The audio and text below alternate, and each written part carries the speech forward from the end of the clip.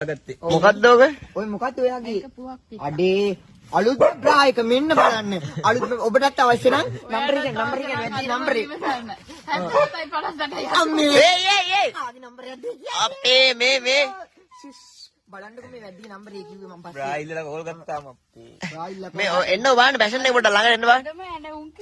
මේ කැවිලා අපි හදන්නේ අලුත්ම විදියකට පුවක් ගහින් කැඩුවා පේනවනේ පිටිපස්සෙන් ලනු දෙකෙන් බැන්දා. එයාට තාත් සරන් කියන්නේ සුපිරි බාය ගන්නේ.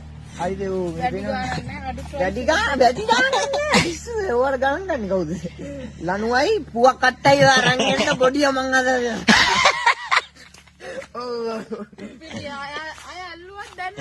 අල්ලුවක් දැන්නේ එල්ලෙන්නේ නැහැ. එල්ලෙන්න පටි නෑ මම.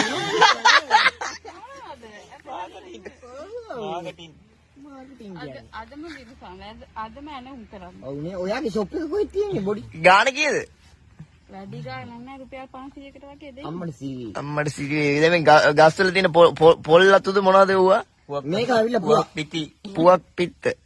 බේර ගන්න වෙනවා. වැඩි ගාන ඔයාලගේ ගෙවල් වල තියෙනවා නම් පුවක් ගහ. අදම හදා ගන්න පුළුවන්. ඔව්නේ.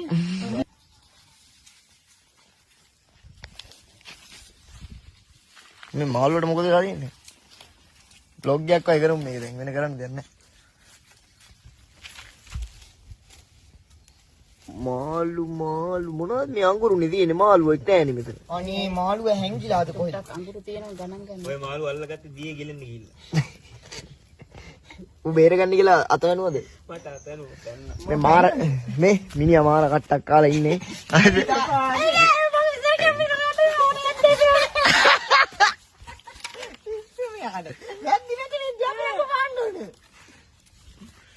ඔයාට මේ ගැන මොකද කියන්න හිටින්නේ? මට කියන්න කිසිම දෙයක් නැහැ. මේ මාළුවට මොකද කරන්නේ දැන්? මේ මාළුවා ඕක ෆ්‍රිජ් එකට දැන්. ඈ?